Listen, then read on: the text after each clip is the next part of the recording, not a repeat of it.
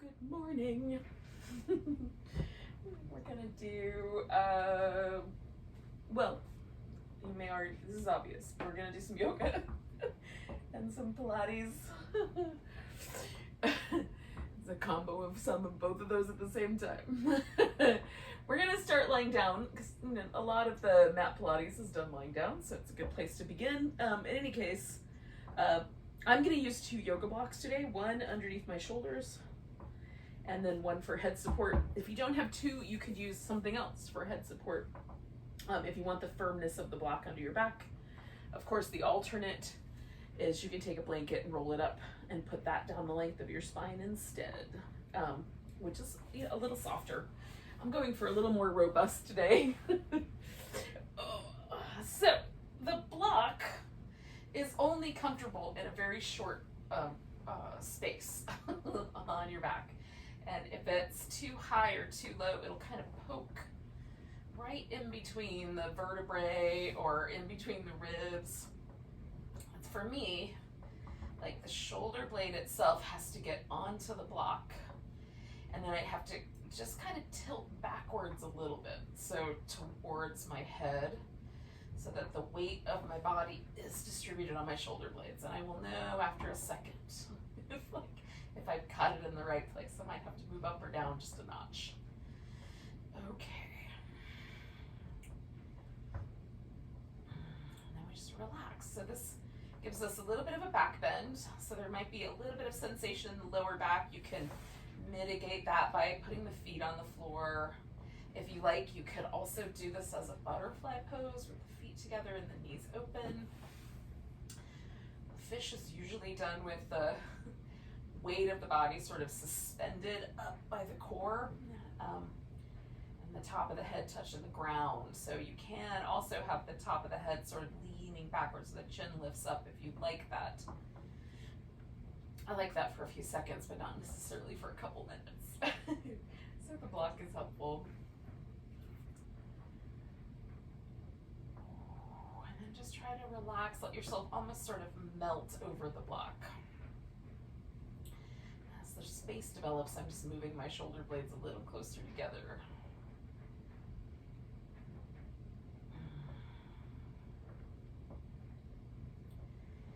Let yourself too, while we're hanging out in this first pose, kind of settle into the moment. Let go of the to-do list in your head if you have one of those.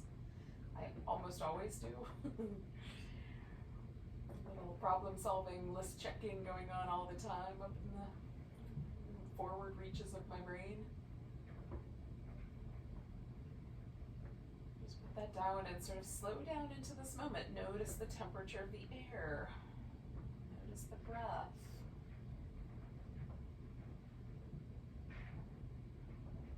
Might even become aware of like the sound, if there's birds singing outside, or just the quality of the light in your room.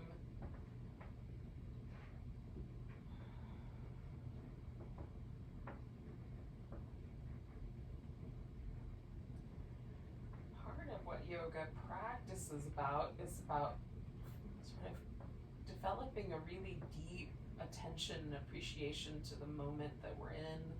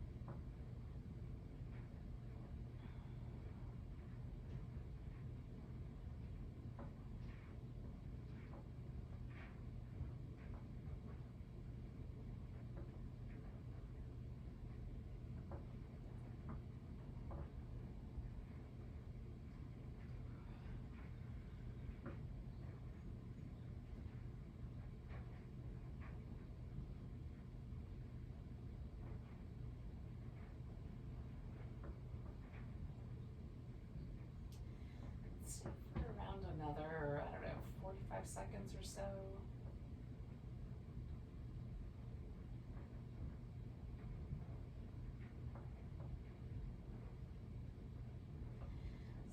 there's like a little bit more softness you can bring across the chest and the front of the arm and the front of the shoulder.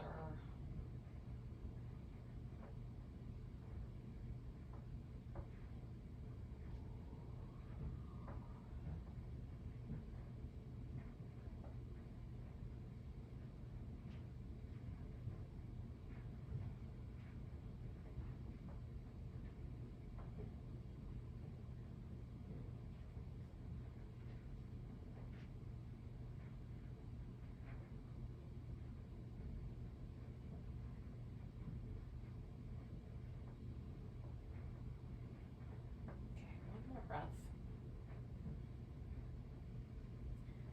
Now, before I take the blocks out, I'm just going to give myself a little sort of overhead hug and let my triceps stretch out.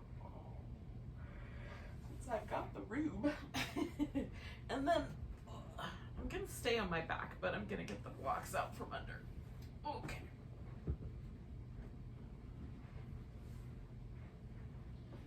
Now,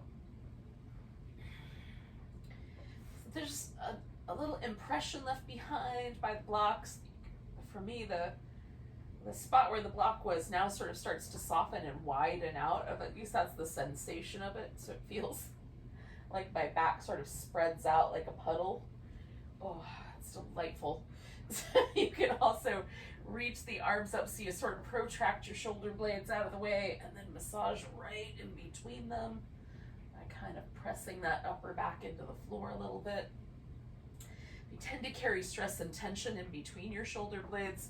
This often feels really nice when you come away from the pose. So for me, the top of my shoulder will kind of gently drop back. There's a little bit of a sort of sense that that my upper back just is a little bit softer, a little more relaxed from having had that pressure and then releasing it of the block. Oh, it's delightful. In any case, we're just gonna carry through with that a little bit with a little bit of arm movement. Just make sure you can get your arms all the way over your head without running into furniture.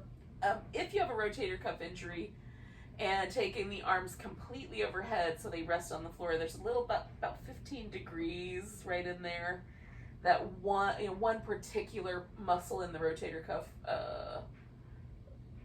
which is commonly injured. It's pretty common to injure this little muscle right up at the top of the shoulder. But in any case, if that is painful, just stop right before you get to that point and stretch into that and come back. So we're gonna reach down, bring the arms up. We're letting the shoulder blades protract. As we come overhead, we're gonna elevate the shoulder blades. Come back, push them out to the sides. And then as we come all the way down, we're gonna reach towards the heels, rest the arm bones, and then squeeze the shoulder blades together. All right. So ultimately, with the exception of a rotation, we're doing a pretty much full shoulder movement pattern.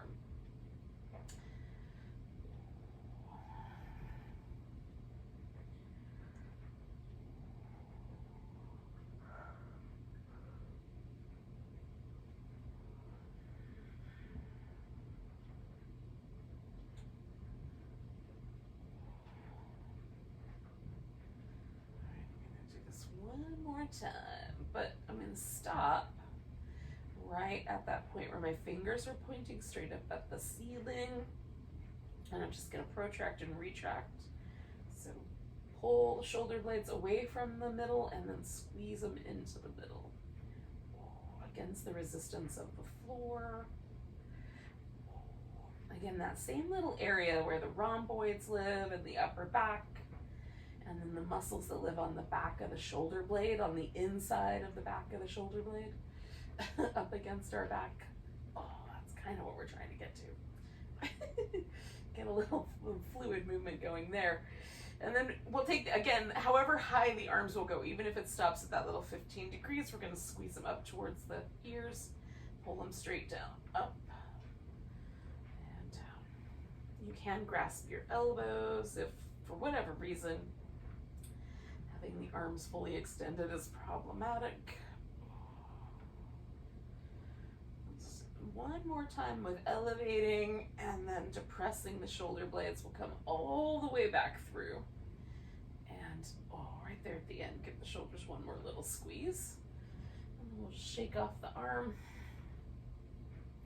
on either side. Try to get a little movement in the shoulder itself. All right, and then just take a moment to notice that before we go on. Just see how your shoulder feels, how your upper back is experiencing that. Just sometimes for me it feels like my shoulder blades rest on the floor a little more flat, a little less, the bottom tip of my shoulder blade sometimes pokes into the floor, and when I do that, it smooths that out, and I don't feel that little extra pressure at the bottom edge. All right, hopefully it worked nicely for you as well. I'm gonna scooch up just a little to get started here. We're gonna bring the knees up. Now, rather than hug them tight into the chest, we're gonna leave them balanced just over the top rim of the pelvis. When we get to the middle, we'll curl in. You can take the upper body up or leave the upper body resting on the floor. We're gonna keep the shoulders on the ground. Take the legs over to one side. So you can have 2 straight legs, 1 straight leg, or keep both knees bent and curl them in. Come back so the knees are over the pelvis, and then we're gonna curl in. All right, and then either straight leg, 1 of each, or both knees bent as you get to each side.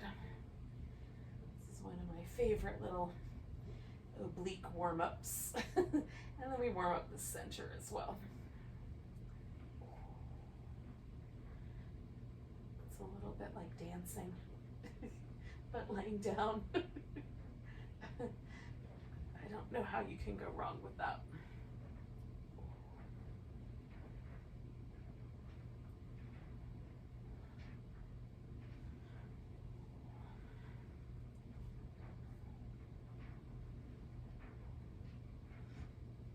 All right, I'm gonna do 2 more sets of this.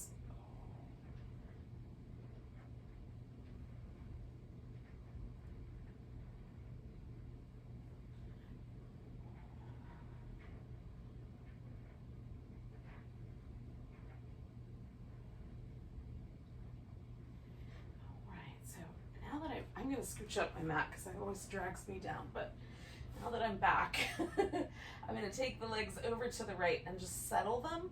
You can put a block underneath or in between the knees. You could wrap the legs around each other like an eagle if you like. I'm just going to lengthen down through this left side as I kind of pull myself a little bit over to the right. So I'm stretching out between my left armpit and my left hip.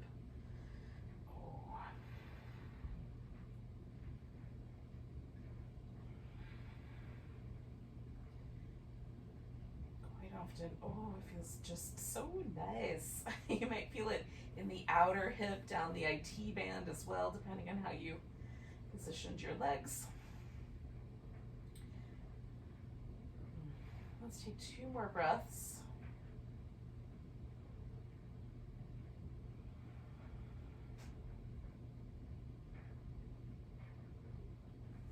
Come back to the middle. We're going to curl the whole spine in. So this neutral curves. This is a flexed spine. I'm going to put my hands behind my head to kind of as the in-between space, but you can reach down towards your heels. We're going to extend the legs and arms and curl in, keeping the spine exactly as flexed as it was to start with. So that we're using the abdominals as stabilizers here to hold the torso steady as we make the lever a little longer. If I lower my legs a little closer to the ground, the lever gets a little more challenging. So that's the one way you can make it a little more challenging for yourself. Taking a little bit deeper flex, trying to pull your navel in a little more. 2 more. 1, 2. All right. And we'll take that twist, go in the other direction. Again, I'm going to try to make space from my armpit down my hip. See if I can make a little bit of length down that side. Mostly by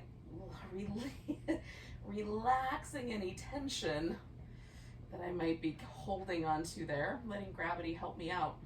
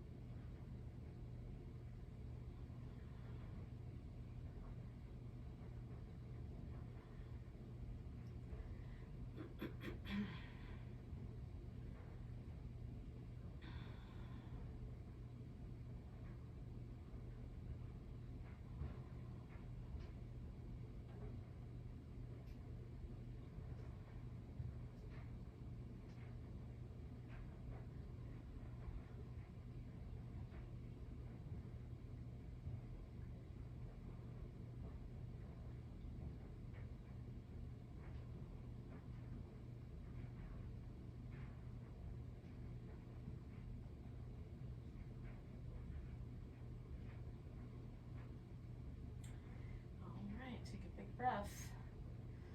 And then we'll come on back. Oh. So again, we're going to flex the spine. I'm going to keep my hands behind my head. You could reach up and kind of catch the back of the ankle. We're going to do a double straight leg stretch. So both legs are going to be straight. As you lower one leg, we're going to curl up towards this leg that's extended straight up and reach through both legs. We're curling by squeezing the abdominal muscles rather than pulling with the neck.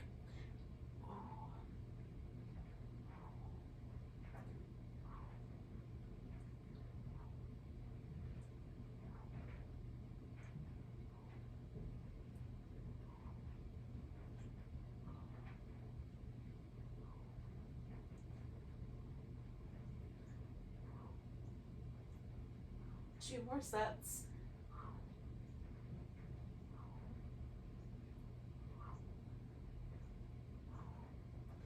All right. Bringing everything back together. We're going to give ourselves a big long stretch. We're just going to flip over so we can do some cobra.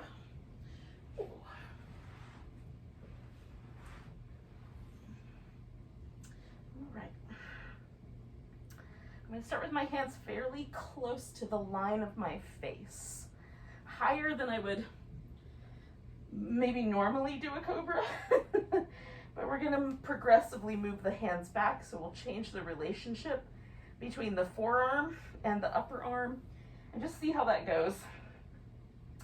Circle the shoulders a few times. Kind of loosen up your upper back. Lift into cobra. Okay, so the hands are going to press down into the floor, pull against the ground. You can look over each shoulder, lengthen through the legs, maybe press the big toes or the knees or the top of the thigh into the floor. Come on back down. We're going to slide the hands back about an inch. Might be half an inch. What's best for your wrist? Circle.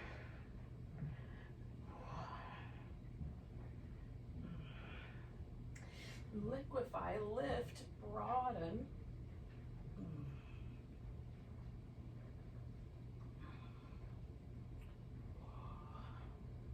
Come on back down. We'll do that again one more time. Slide the hands back, circle. Now I'm kind of getting into territory that feels a little more normal with cobra. Lined up with the chest. Lift.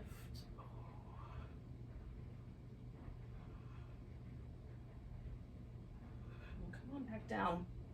So we're going to take the hands up onto the tips of the fingers. So you've got like a little octopus shape made with the fingertips. Circle the shoulders a little bit. Might not be so easy.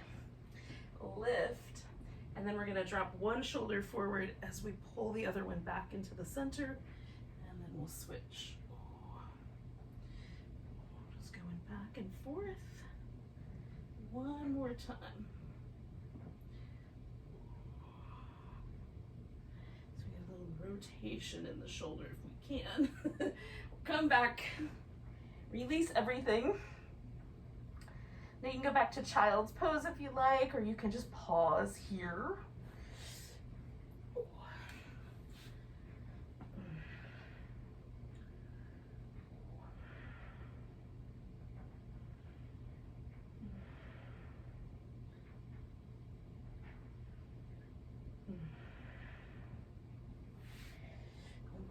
Ourselves to all fours, and starting with the hands in what is probably the most common position.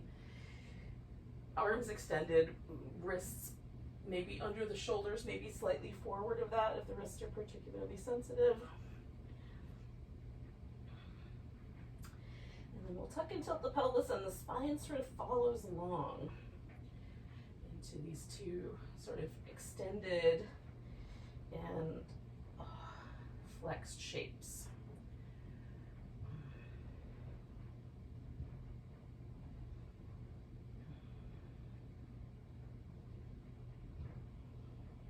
So one more of those.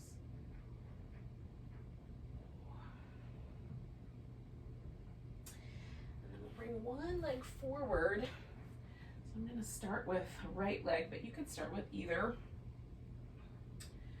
And then as I inch my weight forward, I'm trying to feel out what's the right amount of stretch here. Back off a little bit and go back in and try to find a nice sort of feeling to the lunge. Now I'm going to add a side bend, but you could also add a twist, and you could reach back for the foot behind you if it feels like you want to add a little bit more intensity to the quad area particularly.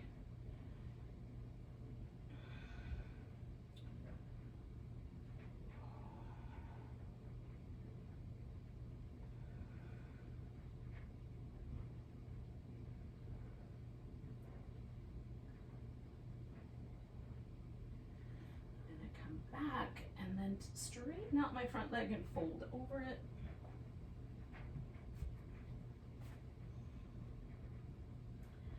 So me and my right hamstrings and calf muscles have a chance to check each other out a little bit. See how things are going.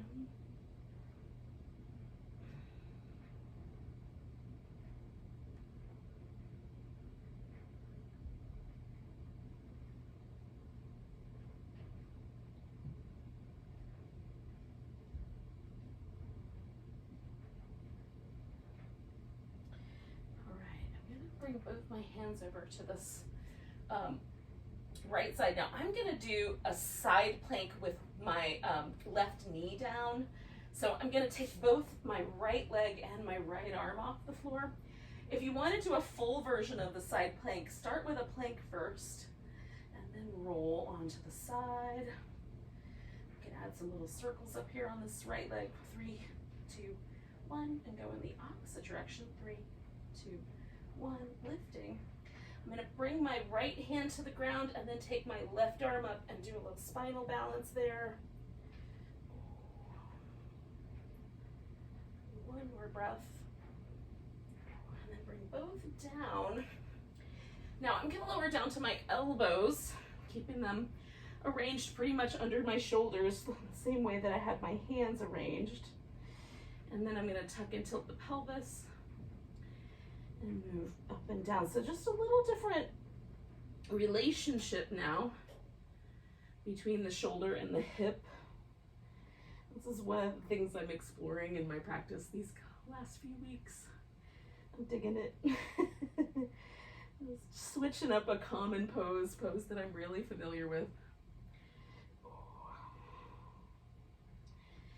right, when you're ready, we'll bring the opposite leg forward.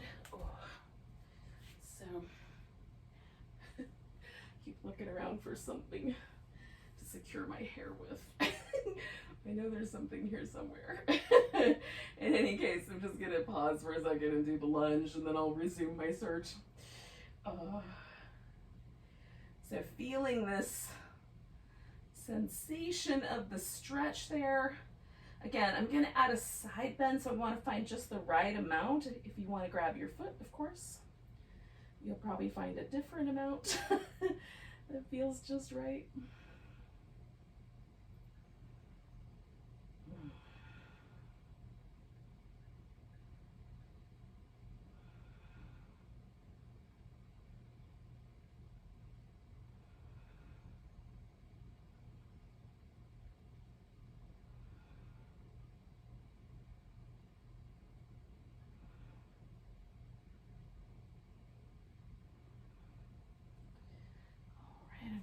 Back, send my hips back and fold over top of my left leg.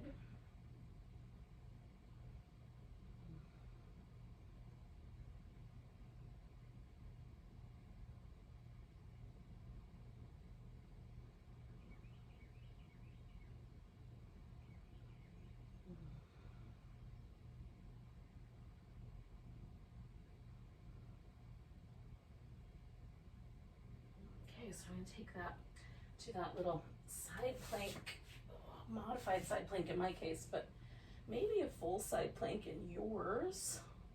Trying to kind of lift through the side of the waist.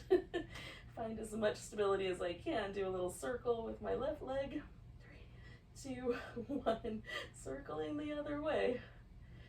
3, 2, 1. I'm going to leave that left leg lifted, come to the center, turn it into a spinal balance. This is where you might change things up a little bit from me, but you got the idea. Stretch between those 2 points. And then we'll lower it down. One more time, I'm going to come to a few rounds of cat. This time, propping my hands up on some blocks. So again, just switching up the relationship. You can do the regular, you know, tried and true, well-loved versions of the cat-cow shapes. Cat tucks and tilts, whatever you want to call them. Again, just sometimes it's fun to shake things up a little bit, try something slightly different, and then see what that takes you for a little while. All right. We're going to transition onto our feet. So somehow or other, we're going to get ourselves standing up. I'm going to do a little downward dog. I'm going to walk in place a little bit, shift the weight back and forth. I'm going to come to a standing position with like some hanging upside down, standing forward bend. And then eventually I'll find my way to a mountain pose. So you can take that same journey with me or do a journey of your own.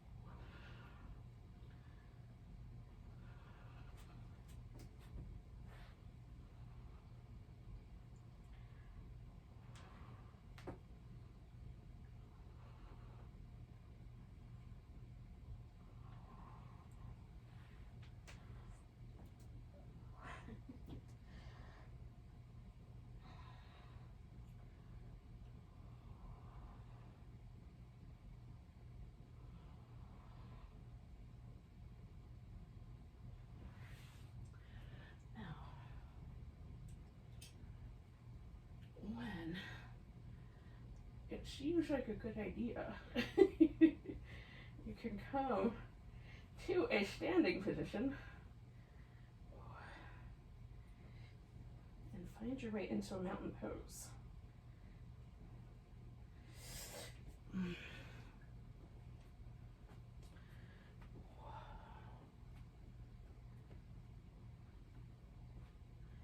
like to try to make sure that my feet are parallel to one another, which is not usually, like, not my normal way to stand, so it feels interesting and different just right off the bat. Spread my toes out, try to make sure that the weight is even on my feet, and I like to notice if that's tricky. If the weight wants to shift towards my toes or towards my heels or slightly to like the big toe or pinky toe side of my foot. Sometimes there's resistance in the muscle. So we'll see if it's the same next time. Come into a nice big tall stretch, maybe a little baby back bend. Right wrist pulls over to the left. Coming back, I'm gonna pick up my left foot and see if I can turn this into a warrior 3. It might work out. It might not. Some variation anyway.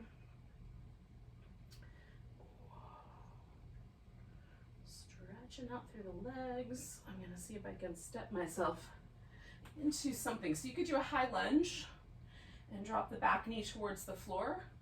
You could do a warrior 1 and straighten and bend the front knee. So if you have a preference for that, choose your option. I'm inhaling and then exhaling and bending my knee and kind of stretching the mat between my feet.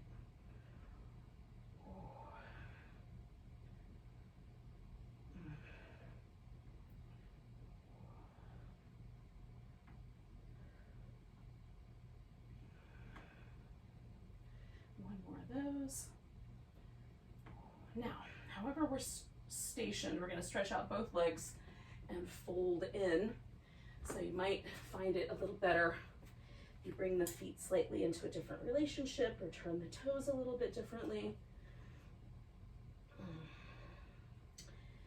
I'm going to keep my torso a little more level with the floor, a little more parallel there, just because I'm noticing quite a lot of sensitivity today. So giving myself a little bit of space for that. Might be a theme. We're in that part of summer where everybody's a little over it. So it might be a theme today, which is just to take it easy, man. Take it a little easier. For yourself and for everyone else. One more breath. All right, so possibility number one is to just bend the knee and then kind of come back to this warrior shape and hang out. That's humble warrior, bowing warrior. Or we can strip back to down dog, hold steady there, or add in the bit of a sun salutation with some cobra or upward dog, maybe some extra plank work or push-ups, whatever you like. It's your practice. Add onto it as you like. Eventually we're going to step forward and come back to that bowing warrior. Now you can lace your fingers together behind your back if you like, and lift your arms up off the back. All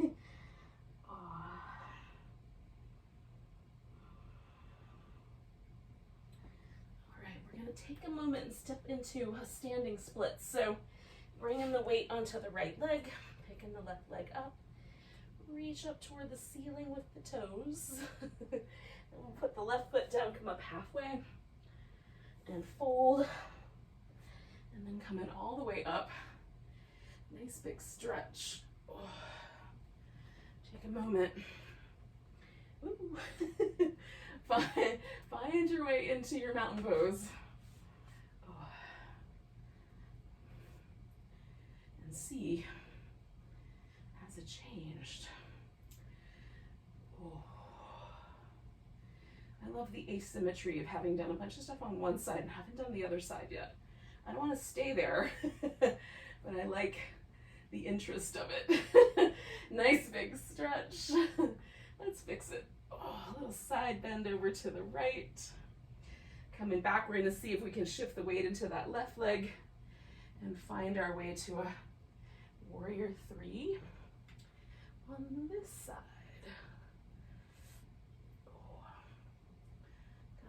Vulnerability in my left knee today, so I'm going to just add a support.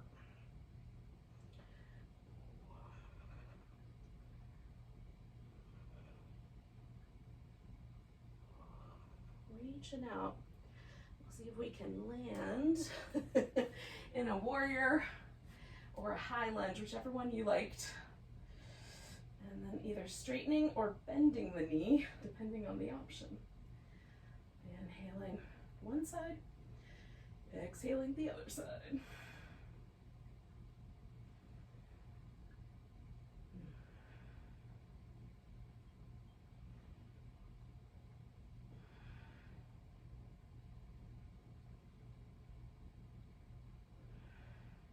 One more breath.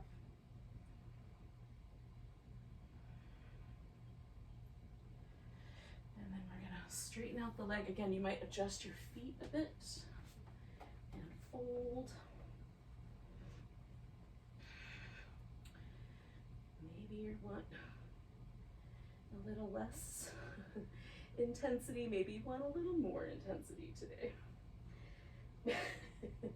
You're the only one who's going to know. So choose appropriately for yourself.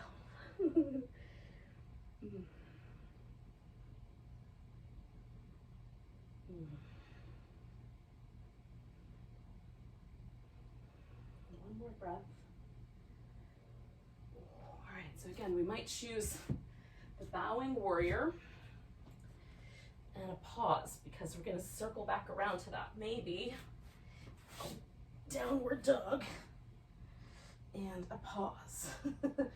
Maybe a more elaborate sun salutation than the one I'm gonna do, but maybe not.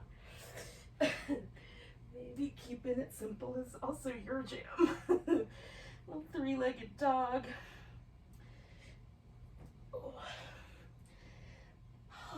Again, we'll wind up with a bowing warrior, maybe with the bound arms, maybe not.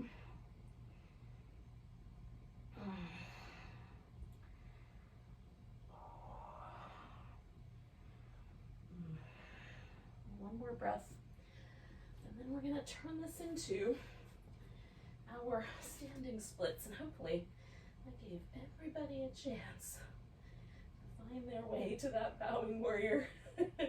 Whatever extra fun you added along the way. Coming up halfway, and as you're ready, all the way to standing.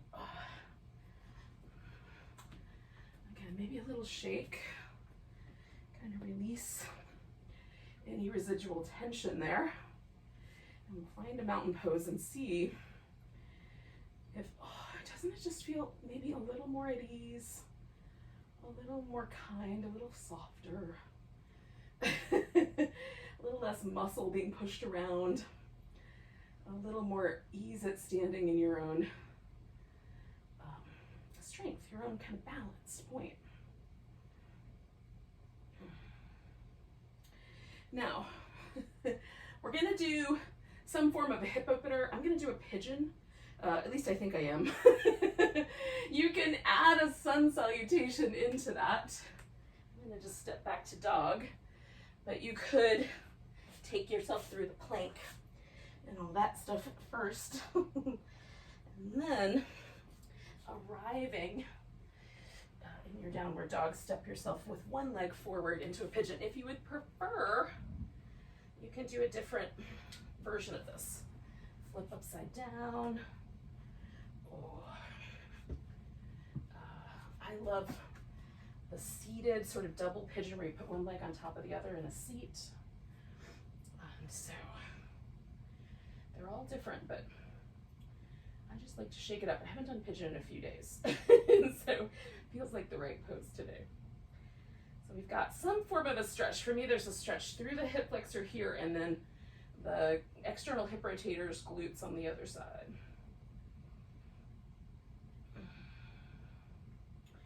And I'm propping myself up to make the back bend, but I could also do that with my muscle. I could pull myself up.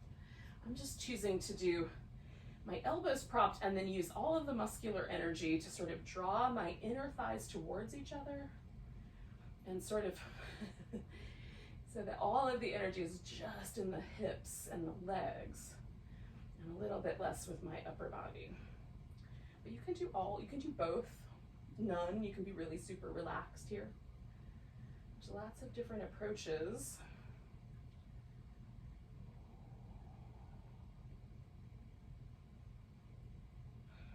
Because I have a tendency to carry tension in my muscles and hold on to stress physically, I often will try to keep my upper body, my upper back, my shoulders, my jaw all relaxed while I try to work with just my legs and my core. It's not always easy. They like to delegate. Like the muscles in my mouth can somehow help my abs. Maybe they do, I don't know. So we're gonna take 2 more breaths. We're gonna bring this back leg around and turn it into a twist. So with my exhale here, I'm gonna do that. You can bring the leg around however much you like. I'm gonna go for really simple, just a cross-legged position, and then rotating toward my left, since that's the leg I brought around, but you can rotate the other way. Again, there aren't really any rules about like which way you should do things. The rule is whatever choice you make, pay attention. Notice what happens. That's the yoga rule. Sometimes you'll find like, oh yeah, that I have a preference for that, and there's a good reason for it. There might be some kind of a limitation or an injury or something that's keeping you from doing certain things with your body for good reason. Sometimes it's just habits. And those are fun to challenge. All right, 2 more breaths. Like I have a habit of turning my head over my left shoulder when I turn to the left. What happens if I turn it the other way? Oh, I'm gonna let that guy go. Now, I'm gonna lay on my left side for this because I've been working this right hip, so I'm gonna keep going on that. But you can choose the opposite, right? You could lay on your right side and work the other hip. All right, so stacking the hips. If the greater trochanter of the femur, that's this little bony protrusion that sort of, you know, your hip tips in and then there's a bone, if that is really prominent or a little painful against the floor, you can pad up this whole section of your hip so that you have a little bit more softness for that bone to hit. We are going to try to elevate the legs off the ground and see if we can balance. If that proves ridiculous, you can press the bottom leg in. You can even bend at the knee. That'll give you much more stability. I'm going to use my hand to try to for stability, but you can even make it more challenging by taking the arm up or even just holding onto your hip. Okay. So with both my legs elevated off the floor, I'm going to take this top leg, lift it, and then circle the leg and try to hold my torso completely still as best I can. 4, 3, 2, 1. Circle the opposite direction.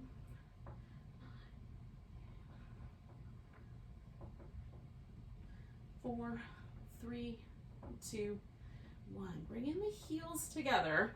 We're going to rotate this top leg internally. Now I'm going to press my bottom leg into the floor because it will get it out of my way a little bit. With the internal rotation, some of us are going to have a ton of ability to turn. Some of us, it's going to feel like it barely turns. But you might feel the internal rotators right in this area on the top of your hips. You might feel that muscle action. We'll swing the leg forward and back, trying to maintain the internal rotation and also our stability in the core. So we're not rocking back and forth. You can challenge yourself more by bringing the leg a little further forward or back, or you can keep the pattern really small and it may not touch the ground. That's okay. We're mostly trying to maintain that internal rotation so we work a certain grouping of muscle. 2 more. Last one. Okay, I'm bringing the legs together. All right, so we did some external movement, we did some internal movement. We're going to put all that together. So we're going to bend at the knee and lift the heels. This sometimes makes me want to drop my hip forward, so try to just check that.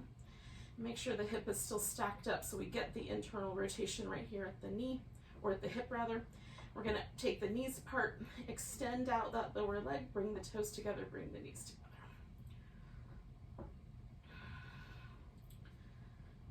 So still working these same points on the hip. We might be really feeling by now. Oh. All right, we got 4 more. Maybe. I'm gonna try for that. 2 more.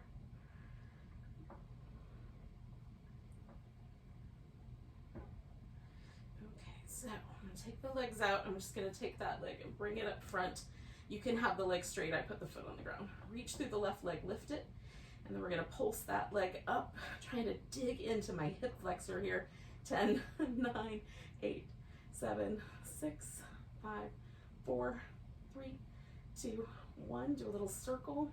5, 4, 3, 2, 1. Other direction. 5, 4, 3, 2, and 1. We're going to bring that leg down.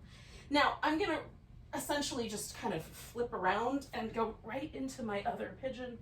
My left leg's on the bottom here, so I'm just going to rotate. But you can add in another sun salutation if you want to add that in first and then step into it from the down dog like we did last time.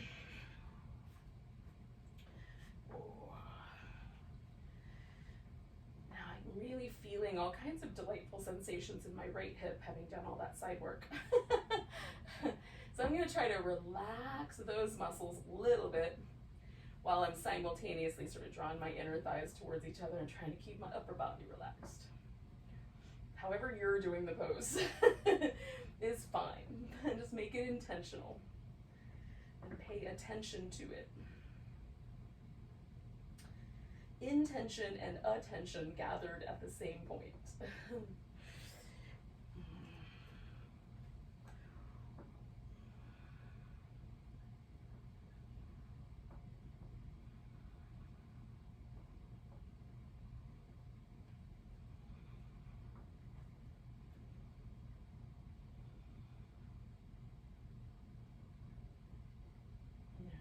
Variations to this pose where you hold onto the foot, and you're welcome to do those as well. We'll do about 4 or 5 more breaths.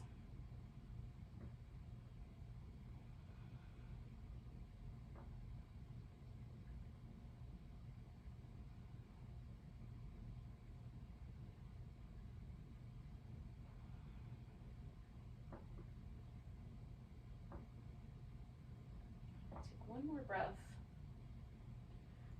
Bringing my back leg around for the twist. And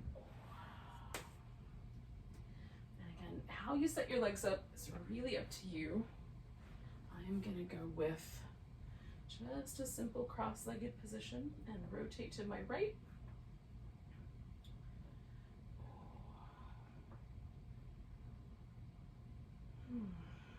Nice deep breaths.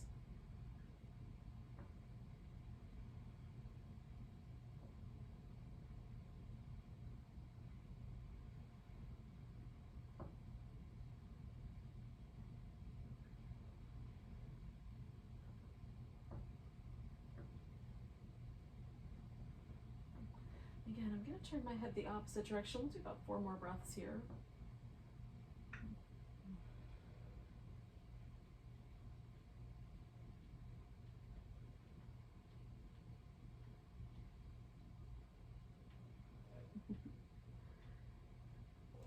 As you're ready, coming on out of there. Before we lay onto our right side,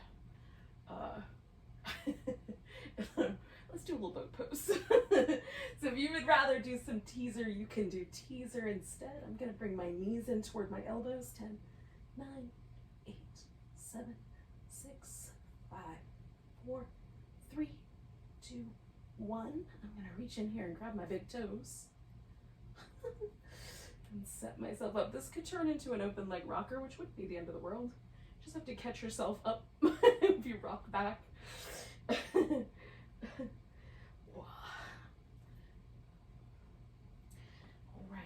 Doing teasers, you might want to do one more, finish them as I'm organizing myself onto my right side. So stacking up the legs. Again, I'm going to elevate, use my hand for balance. Try to keep myself balanced right on the hip. Top leg goes up, I'm going to circle that leg. Try to hold my balance steady from my center. 4, 3, 2, 1, circle the opposite direction.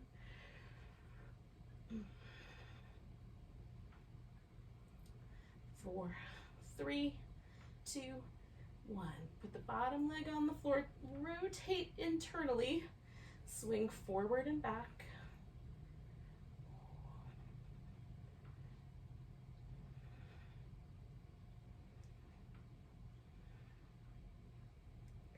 Do 4 more of those. Try to hold steady through the core.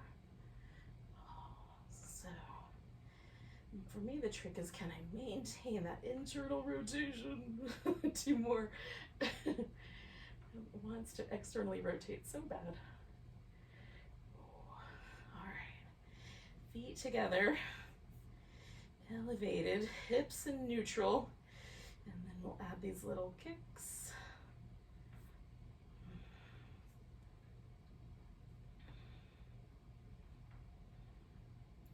Hold the core nice and steady.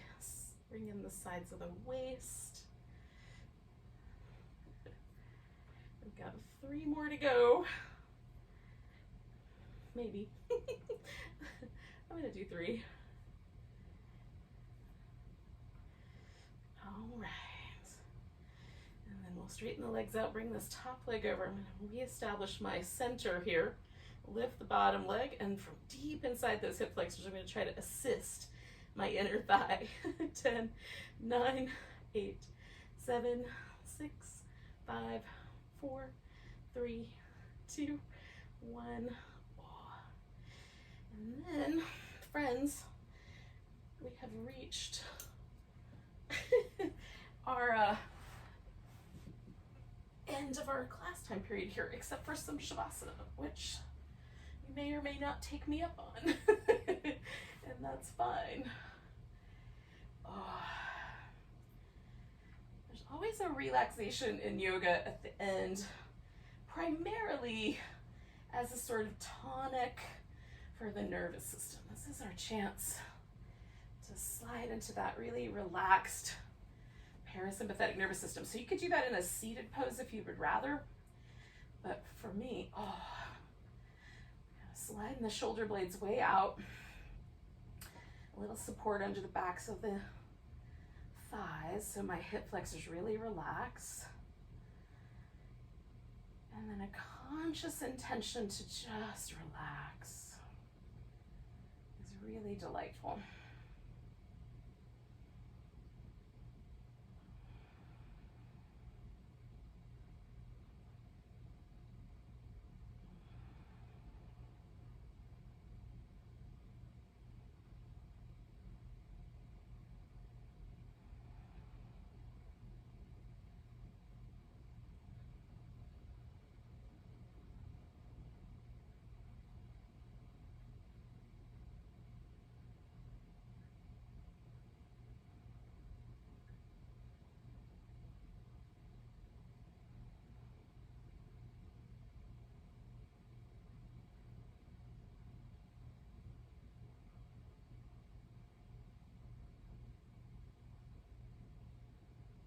You can unwind around your mouth a little bit more and right behind the eyes. If you're feeling that sort of buzzy energy of like, oh, I need to do things. Yep. But see if you can give yourself permission to just slow down for a little bit longer. Really let your whole nervous system feel refreshed. Relaxed. And then when you get to those tasks in a bit, you can bring a little bit more of your calm presence to that. Just a wee bit longer.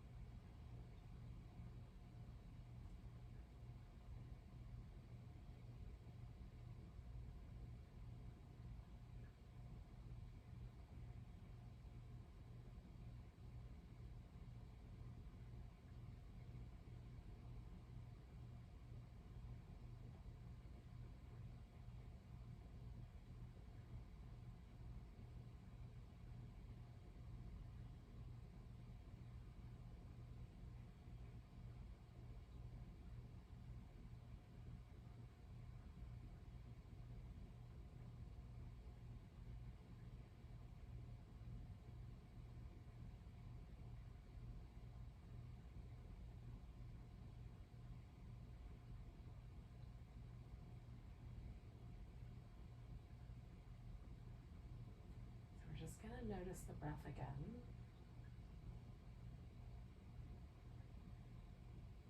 Let the exhale come out almost like a sigh, just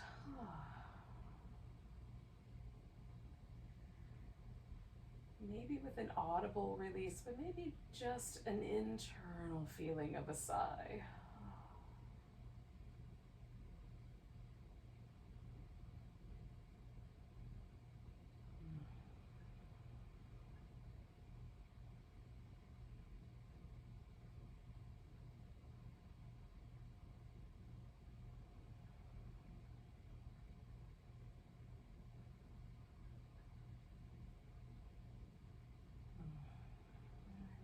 Add a little movement, fingers, toes, wrists, and ankles.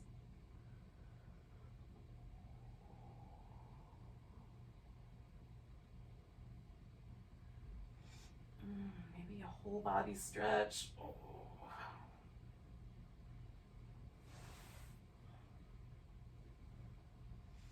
Eventually, we will make our way to a seated position